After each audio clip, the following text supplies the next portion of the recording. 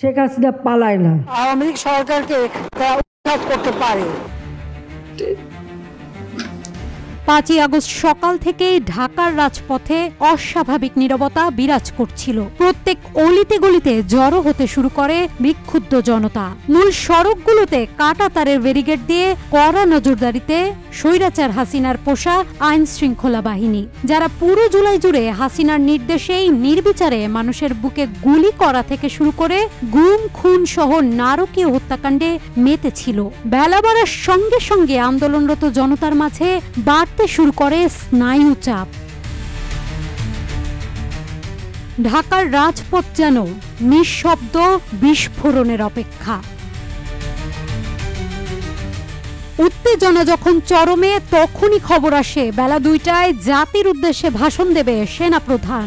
অস্থিরতা বাড়ার সাথে সাথে ক্ষমতার উপর হাসিনার দখল দুর্বল হয়ে পড়ে। অবশেষে তিনি দেশ ছেড়ে পালাতে বাধ্য হন। দুপুরের পর থেকে বিভিন্ন জায়গা থেকে খবর আসতে শুরু করে পদত্যাগ করে দেশ ছেড়ে পালিয়েছে স্বৈরাচার হাসিনা। খুনি হাসিনাকে রাজনৈতিক আশ্রয় দেয় ভারত। ফ্যাসিস্ট হাসিনাকে আশ্রয় দিয়ে কোনোভাবে স্থির হতে পারছে না ভারত। এবার সবকিছুর জন্য হাসিনাকেই দায়ী করলেন ভারতীয় প্রভাবশালী গণমাধ্যম সংবাদ প্রতিদিনের সাংবাদিক সুচিন্তা পাল চৌধুরী। সম্প্রতি বাংলাদেশে নববর্ষ উদযাপনের খবর সংগ্রহে এসে ঢাকায় এসেছিলেন সুচিন্তা পাল। ঢাকা থেকে ফিরে গিয়ে মেয়েটার জন্য কলঙ্কিত হলেন বাবা, এই শিরোনামে একটি প্রতিবেদন প্রকাশ করেন তিনি। তা নিয়ে শুরু হয়েছে তীব্র আলোচনা ও বিতর্ক। শেখ মুজিবের ভাবমূর্তি এবং শেখ হাসিনার কার্যক্রমের মধ্যে পার্থক্য টেনে তিনি লিখেন, আজ দেশের রাজনৈতিক অচলাবস্থা, দুর্নীতি ও নেতৃত্বহীনতার জন্য স্বৈরাচার হাসিনাকেই দায়ী করেছেন।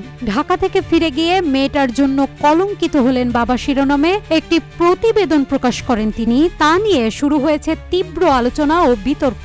শেখ মুজিবের ভাবমূর্তি এবং শেখ হাসিনার কার্যক্রমের মধ্যে পার্থক্য টেনে তিনি লেখেন, আজ দেশের রাজনৈতিক অচলাবস্থা, দুর্নীতি এবং নেতৃত্বহীনতার জন্য স্বৈরাচার হাসিনাকেই দায়ী করছে তার নিজের দল আওয়ামী লীগের নেতাকর্মীরাই।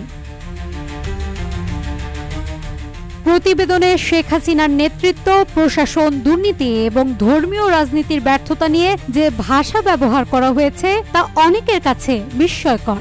সংবাদ প্রতিদিনের দাবি, শেখ হাসিনাকে অপদার্থ বলছে না তারা নিজেরা, বরং আওয়ামী লীগের ভেতরের অসন্তুষ্ট নেতাকর্মীরাই তার বিরুদ্ধে এমন অভিযোগ তুলছেন।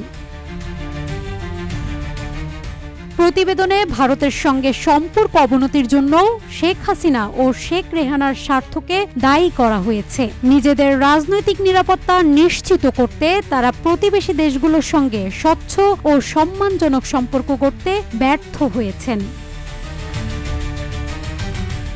অন্যদিকে ডক্টর ইউনূসের নেতৃত্বাধীন অন্তর্বর্তী সরকার সম্পর্কে প্রতিবেদনটি তুলনামূলক ইতিবাচক। বলা হয়েছে, নতুন সরকার প্রতিবেশী ভারতের সঙ্গে সুসম্পর্ক গড়ে তোলার উদ্যোগ নিচ্ছে।